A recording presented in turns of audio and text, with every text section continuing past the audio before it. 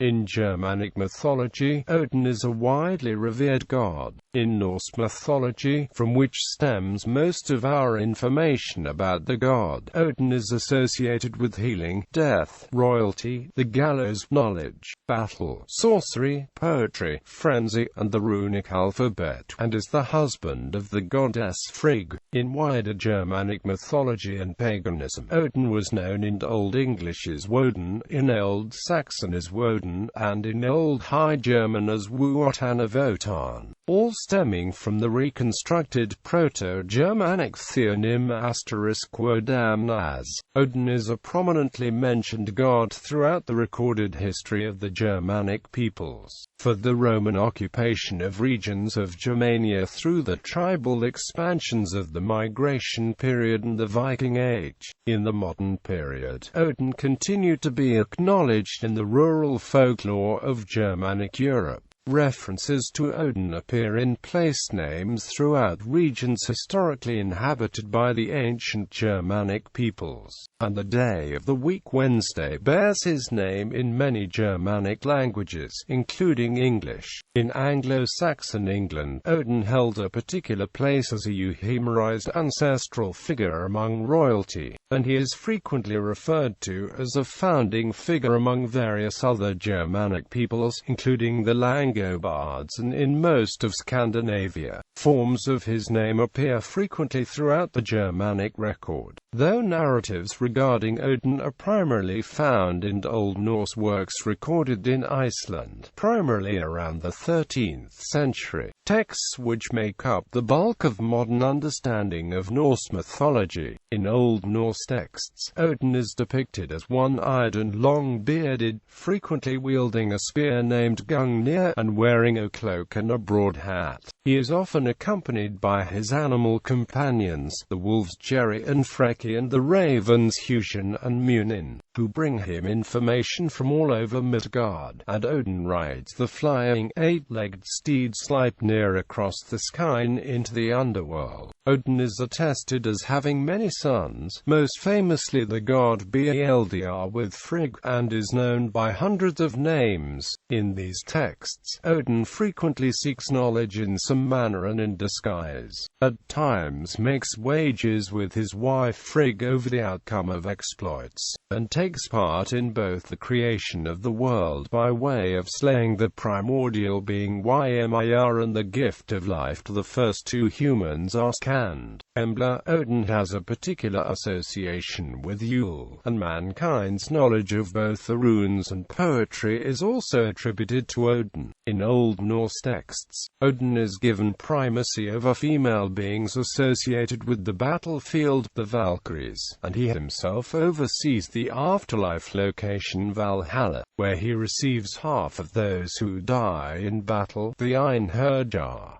The other half are chosen by goddess Freyja for her afterlife location, Folkvang. Odin consults the disembodied, herb-embalmed head of the wise being Mimir for advice, and during the foretold events of Ragnarok, Odin is told to lead the Einherjar into battle before being consumed by the monstrous wolf Fenrir. In later folklore, Odin appears as a leader of the Wild Hunt, a ghostly procession of the dead through the winter sky. Odin is also particularly associated with charms and other forms of magic, such as in Old English and Old Norse texts. Odin has been a frequent subject of study in Germanic studies, and numerous theories surround the god. Some of these focus on Odin's particular relation to other figures, such as that Freyja's husband Othr appears to be something of an etymological doublet of the god, whereas Odin's wife Frigg is in many ways similar to Freyja, and that Odin has a particular relation to the figure of Loki. Other approaches focus on Odin's place in the historical record, a frequent question being whether Odin is derived from Proto-Indo-European religion, or whether he developed later in Germanic society. In the modern period, Odin has inspired numerous works of poetry, music, and other forms of media. He is venerated in most forms of the new religious movement ISNI, together with other gods venerated by the ancient Germanic peoples. Some focus particularly on him.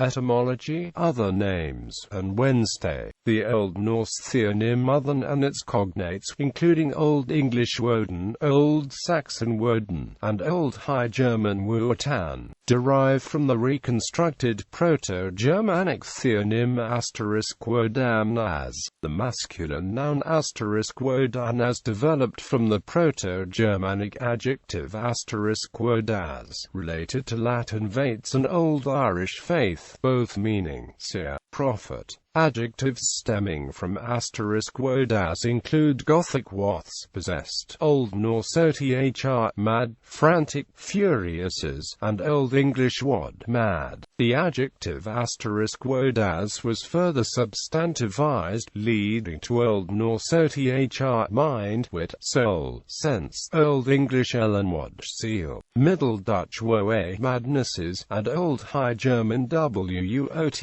thrill, violence, agitation. Additionally, the Old Norse noun ethi, rage, fury, and Old High German woti, madnesses, derived from the feminine noun *woden, from *wodas. The weak verb *wojanen, also derived from *wodas, gave rise to Old Norse ether, to rage, Old English wedden, to be mad, furiouses, Old Saxon wodien, to rage, and Old High German woorden, to be insane, to rage. Over 170 names are recorded for the god Odin. These names are variously descriptive of attributes of the god, refer to myths involving him, or refer to religious practices associated with the god. This multitude of names makes Odin the god with the most names known among the Germanic peoples. The weekday name Wednesday derives from Old English Wonsdag. Cognate terms are found in other Germanic languages, such as Middle Low German Wodensdag and Old Norse Dienstag. All of these terms derive from Proto-Germanic *Wodensdag, itself a Germanic interpretation of Latin dies Mercury. However, in Old High German, the name derived from Odin's was replaced by a translation of Church Latin media hebdomas, hence modern German Mittwoch, attestations. Roman era to migration period. The earliest records of the Germanic peoples were recorded by the Romans, and in these works Odin is frequently referred to, via a process known as Interpretatio Romana, as the Roman god Mercury. The first clear example of this occurs in the Roman historian Tacitus's late 1st century work Germania, where, writing about the religion of the Suebi, he comments that, among the gods Mercury is the one they principally worship. They regard it as a religious duty to offer to him on fixed days, human as well as other sacrificial victims. Hercules and Mars there appease by animal offerings of the permitted kind, and adds that a portion of the Suebi also venerate Isis. In this instance Tacitus refers to the god Odin as Mercury, Thor as Hercules, and Tyr as Mars, and the identity of the Isis of the Suebi has been debated. Anthony Burley has noted that Odin's apparent identification with Mercury has little to do with Mercury's classical role of being messenger of the gods, but appears to be due to Mercury's role of psychopomp. Other contemporary evidence may also have led to the equation of Odin with Mercury. Odin, like Mercury, may have at this time already been pictured with a staff and hat, may have been considered a trader god, and the two may have been seen as parallel in the roles as wandering deities, but the rankings in the respective religious spheres may have been very different. Also, Tacitus, among the gods Mercury is the one they principally worship, is an exact quote from Julius Caesar's commentary Ida Bello Gallico, in which Caesar is referring to the Gauls and not the Germanic peoples.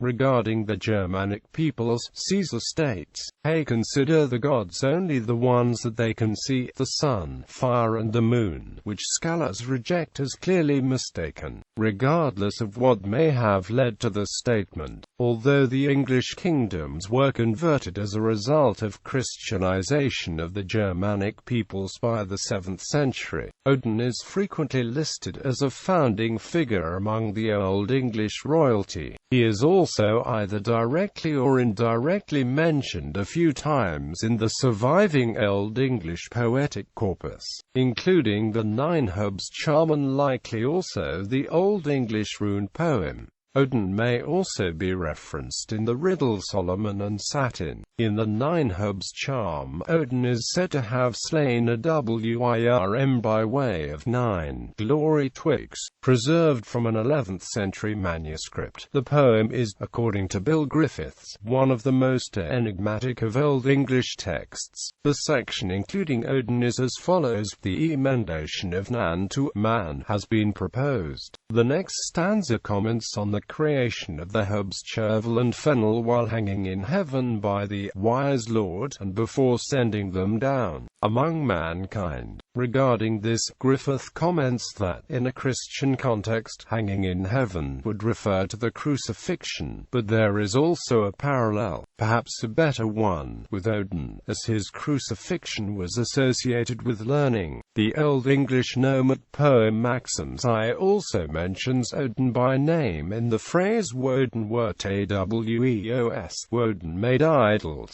in which he is contrasted with and denounced against the Christian god. The Old English rune poem is a rune poem that recounts the Old English runic alphabet, the Fathauk. The stanza for the rune OS reads as follows. The first word of the stanza, OS, is a homophone for Old English OS, a particularly heathen word for God. Due to this and the content of the stanzas, several scholars have posited that this poem is censored, having originally referred to Odin. Kathleen Hobbit comments that Os was cognate with his in Norse, where it meant one of the ASII, the chief family of gods. In Old English, it could be used as an element in first names Osric, Oswald, Osmond, etc. But it was not used as a word to refer to the god of Christians.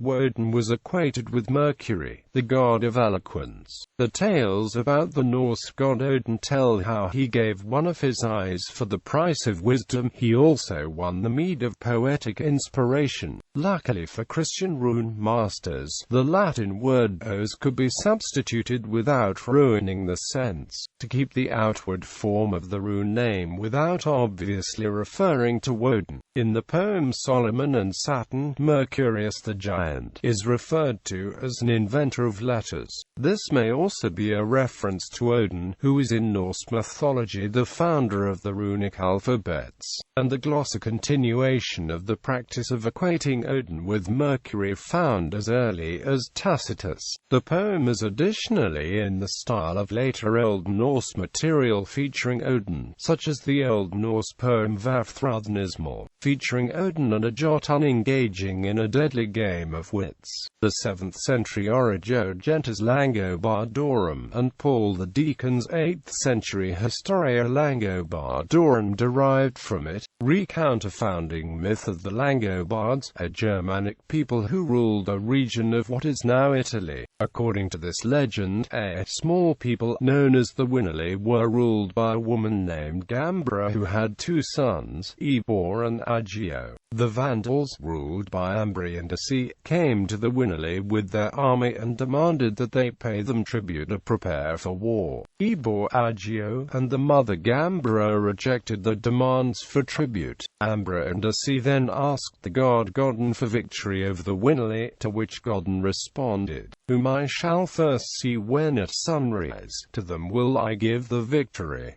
Meanwhile, Ebor and Agio called upon Freya, Godin's wife. Freya counseled them that at sunrise the Winnerly should come, and that the women, with the hair let down around the face in the likeness of a beard, should also come with the husbands. At sunrise, Freya turned Godam's bed around to face east and woke him. Godden saw the Winley, including the whiskered women, and asked, "Who are those long beards?" Freya responded to Godden, "As you have given them a name, give them also the victory." Godden did so that they should defend themselves according to his counsel and obtain the victory. Thenceforth the Winley were known as the Langobards. Writing in the mid-7th century, Jonas of Bobbio read that earlier that century the Irish missionary Columbanus disrupted an offering of beer to Odin in Swabia. A few centuries later, 9th century document from what is now Mainz, Germany, known as the Old Saxon Baptismal vow, records the names of 3 Old Saxon gods, Odin, Saxnote, and Thunir, whom pagan converts were to renounce as demons. A 10th century manuscript found in what is now Mersburg, Germany, features a heathen invocation known as the Second Mersburg Incantation, which calls upon Odin and other gods and goddesses from the continental Germanic pantheon to assist in healing a horse. Viking Age to post-Viking Age. In the 11th century, chronicler Adam of Bremen recorded in a scholion of his Gesta Hammerbergensis Ecclesiae Pontificum that of statue of Thor, who Adam describes as mightiest, sat enthroned in the temple at Uppsala flanked by Woden and Fricka. Regarding Odin, Adam defines him as frenzy and says that he rules war and gives people strength against the enemy, and that the people of the temple depict him as wearing armor, as our people depict Mars. According to Adam, the people of Uppsala had appointed priests to each of the gods, who were to offer up sacrifices, and in times of war sacrifices were made to images of Odin. In the 12th century, centuries after Norway was officially Christianized, Odin was still being invoked by the population, as evidenced by a stick bearing a runic message found among the Briggen inscriptions, Bergen, Norway. On the stick, both Thor and Odin are called upon for help. Thor is asked to receive the reader, and Odin to own them. Poetic Edda. Odin is mentioned or appears in most poems of the Poetic Edda, compiled in the 13th century from traditional source material reaching back to the pagan period. The poem Völuspá features Odin in a dialogue with an undead Volva, who he imparts in him wisdom from ages past and foretells the onset of Ragnarok, the destruction and rebirth of the world. Among the information the Volva recounts is the first human beings found and given life by a trio of gods, Odin, Honir, and Lothar. In stanza 17 of the Poetic Edda poem Völuspá, the Volva reciting the poem states that Honir, Lothar and Odin once found Ask and Embla on land. The Volva says that the two were capable of very little, lacking in orlog, and says that they were given 3 gifts by the 3 gods. The meaning of these gifts has been a matter of scholarly disagreement, and translations therefore vary. Later in the poem, the Volva recounts the events of the ASIR Vanir War, the war between Vanir and the ASIR, 2 groups of gods. During this, the first war of the world, Odin flung his spear into the opposing forces of the Vanir. The Volva tells Odin that she knows where he has hidden his urn in the spring Mimisbrunn, and from it Mimir drinks mead every morning. After Odin gives her necklaces, she continues to recount more information, including a list of Valkyries,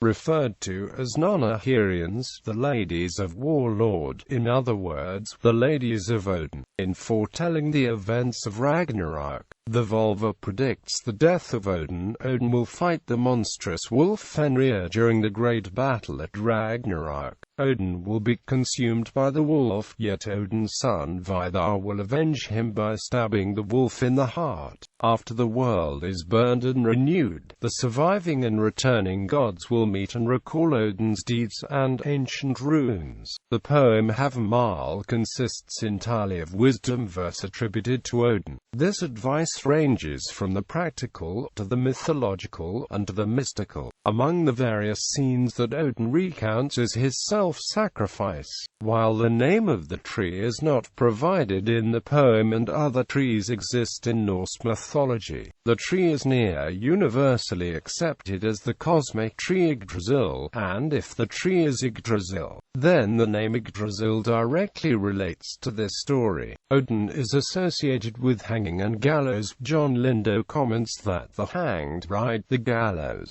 In the prose introduction to the poem Sigdrifjumel, the hero Sigurd rides up to Hindafell and heads south towards the land of the Franks. On the mountain Sigurd sees a great light, as if fire were burning, which blazed up to the sky. Sigurd approaches it, and he sees a Skjaldborg with a banner flying overhead. Sigurd enters the Skjaldborg and sees a warrior lying there asleep and fully armed. Sigurd removes the helmet of the warrior and sees the face of a woman. The woman's corselet is so tight that it seems to have grown into the woman's body. Sigurd uses his sword Gram to cut the corselet, starting from the neck of the corselet downwards. He continues cutting down her sleeves, and takes the corselet off of her. The woman wakes, sits up, looks at Sigurd, and the two converse in 2 stanzas of verse. In the second stanza, the woman explains that Odin placed a sleeping spell on her she could not break, and due to that spell she has been asleep a long time. Sigurd asks for her name, and the woman gives Sigurd a horn of mead to help him retain her words in his memory. The woman recites a heathen prayer in 2 stanzas. A prose narrative explains that the woman is named Sigdrifa and that she is a Valkyrie. A narrative relates that Sigdrifa explains to Sigurd that there were 2 kings fighting one another. Odin had promised one of these, Hjálmgunna, victory in battle, yet she had brought down Hjálmgunna in battle. Odin pricked her with a sleeping thorn in consequence, told her she would never again fight victoriously in battle, and condemned her to marriage. In response, Sigdrifa told Odin she had sworn a great oath that she would never wed a man who knew fear. Sigurd asks Sigdrifa to share with him her wisdom of all worlds. The poem continues in verse, where Sigdrifa provides Sigurd with knowledge in inscribing runes, mystic wisdom, and prophecy. Prose Edda. Odin is mentioned throughout the books of the Prose Edda, authored by Snorri Sturluson in the 13th century and drawing from earlier traditional material. In the Prose Edda book Giffaginning, the enthroned figure of High tells Gangleri that 2 ravens named Hugin and Munin sit on Odin's shoulders. The ravens tell Odin everything they see and hear. Odin sends Hugin and Munin out at dawn, and the birds fly all over the world before returning at dinner time. As a result, Odin is kept informed of many events. High adds that it is from this association that Odin is referred to as Raven God. The above-mentioned stanza from Grimnismal is then quoted. In the same chapter, the enthroned figure of High explains that Odin gives all of the food on his table to his wolves Jerry and Freki, and that Odin requires no food, for wine is to him both meat and drink. Heimskringla and sagas. Odin is mentioned several times in the sagas that make up Heimskringla. In Ynglinga Saga, the first section of Heimskringla, a new Hebraized account of the origin of the gods is provided. Odin is introduced in chapter 2, where he is said to have lived in the land, a home of the ASI, the capital of which being Asgarth. Asgarth was ruled by Odin, a great chieftain, and was a great place for sacrifices. It was the custom that 12 temple priests were ranked highest. They administered sacrifices and held judgments over men, called Dayara chiefs. The people were obliged to serve under them and respect them. Odin was a very successful warrior and traveled widely, conquering many lands. Odin was so successful that he never lost a battle. As a result, according to the saga, men came to believe that it was granted to him to win all battles. Before Odin sent his men to war to perform tasks for him, he would place his hands upon the heads and give them a bejanak, and the men would believe that they would also prevail. The men placed all of the faith in Odin, and wherever they called his name they would receive assistance from doing so. Odin was often gone for great spans of time. Chapter 3 says that Odin had two brothers, VIAF and Vili. While Odin was gone, his brothers governed his realm. Once, Odin was gone for so long that the ISNI believed that Odin would not return. His brothers began to divvy up Odin's inheritance, but his wife Frigg they shared between them. However, afterwards, returned and took possession of his wife again.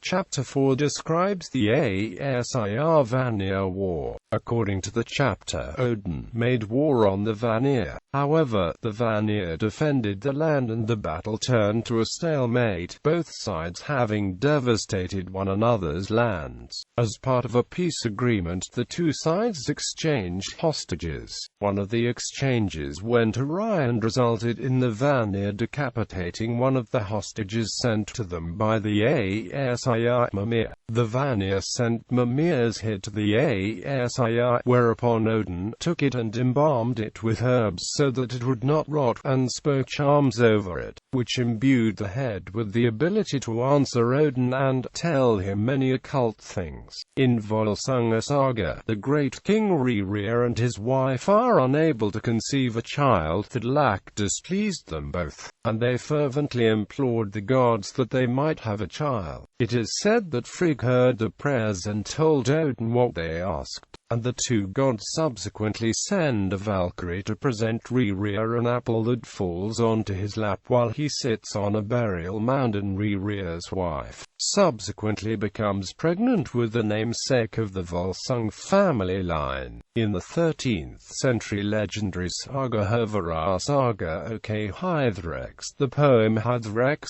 contains a riddle that mentions Sleipnir and Odin. 36. Jest Umberlindi said, who are of the twain that on 10 feet run? 3 eyes they have, but only 1 tail. All right, guess now this riddle. Hythrex said, good is thy riddle, Jest Umberlindi, and guessed it is. That is Odin riding on Sleipnir. Modern folklore, local folklore and folk practice recognized Odin as late as the 19th century in Scandinavia. In a work published in the mid-19th century, Benjamin Thorpe records that on the island of Gotland, Sweden, many traditions and stories of Odin the Old still live in the mouths of the people. Thorpe notes that in Bleking, Sweden, it was formerly the custom to leave a sheaf on the field for Odin's horses, and cites other examples, such as in Kraktorpsgård, Småland, where a barrow was purported to have been opened in the 18th century, purportedly containing the body of Odin. After Christianization, the mound was known as Helvetsbacka. Local legend dictates that after it was opened, there burst forth a wondrous fire, like a flash of lightning, and that a coffin full of flint and a lamp were excavated. Thorpe additionally relates that legend has it that a priest who dwelt around Trojanborg had once sowed Simri, and that when the rye sprang up, so came Odin riding from the hills each evening. Odin was so massive that he towered over the farmyard buildings, spear in hand. Halting before the entryway, he kept all from entering or leaving all night, which occurred every night until the rye was cut. Thorpe relates that a story is also current of a golden ship, which is said to be sunk in Runmad, near the Nykelberg, in which, according to tradition, Odin fetched the slain from the Battle of Bravalla to Valhall, and that Ketilsys, according to legend, derives its name from one Ketil Runsky, who stole Odin's runic staves, and then bound Odin's dog's bull, and a mermaid who came to help Odin. Thorpe notes that numerous other traditions traditions existed in Sweden at the time of his writing. Thorpe records that in Sweden, when a noise, like that of carriages and horses, is heard by night, the people say, Odin is passing by. Odin and the gods Loki and Honir help a farmer and a boy escape the wrath of a bet-winning Jotun in Lokitata, a Faroese ballad dating to the late Middle Ages.